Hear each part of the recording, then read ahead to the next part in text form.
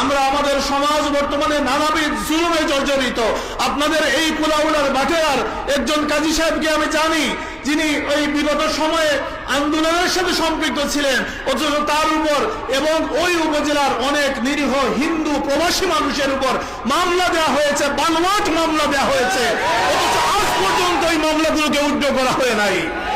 যে দলের মানুষেরা এই সকল মামলা দিয়েছে তারা ন্যায়ের কথা বলে, ইনসাফের কথা বলে, ধর্মের দোহাই দেয়, কিন্তু আজ পর্যন্ত এই মামলা তারা উদ্যোগ হয় নাই, আজ পর্যন্ত তারা ক্ষমা চায় নাই।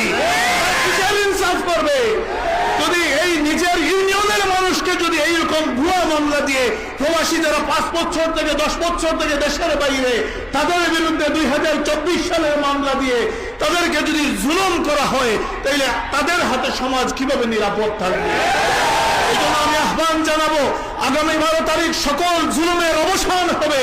আপনারা সিদ্ধান্ত নেবেন, কাপ্পিল মার্কায় ভোট দেবেন।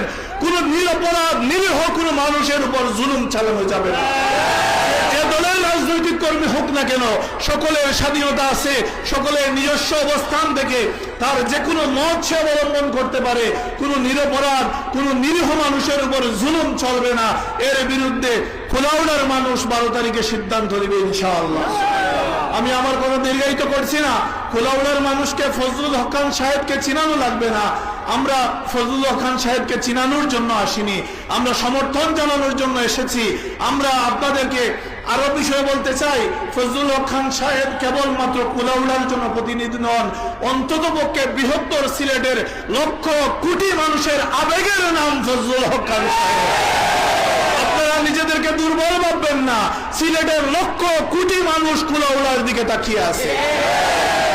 এই জন্য যারা মন্ত্রী হবেন, এমপি হবেন, অনেক কিছু আমরা শুনতেছি, মন্ত্রী হবেন, প্রধানমন্ত্রী হবেন, বাংলাদেশে যারা মন্ত্রী হবেন, প্রধানমন্ত্রী হবেন, যাই হবেন, ফজলুল হক খান সাহেবকে হিসেবের বাইরে রাখতে পারবেন না। এই জন্য আমার কথা দীর্ঘায়িত করছি না। আবার অনেকে বলছে স্বতন্ত্র সংসদ সদস্য কি করতে পারবেন, মনে হচ্ছে এটা মনে হয় দলীয় নমিনেশন না।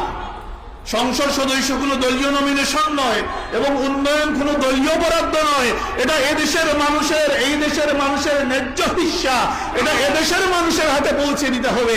আপনার দলের কোনো ব্যক্তি যদি মনে করেন যে তিনি কোনো দলের প্রতিনিধি, তিনি সংসদ সদস্য হয়ে তিনি তার দলের মানুষের উন্নতি করতে পারবেন, কিন্তু জনপদের উন্নতি করার জন্য কোনো দলীয় প্রতিনিধি হওয়া লাগে না, স্বতন্ত্র সংসদ সদস্য যথেষ্ট।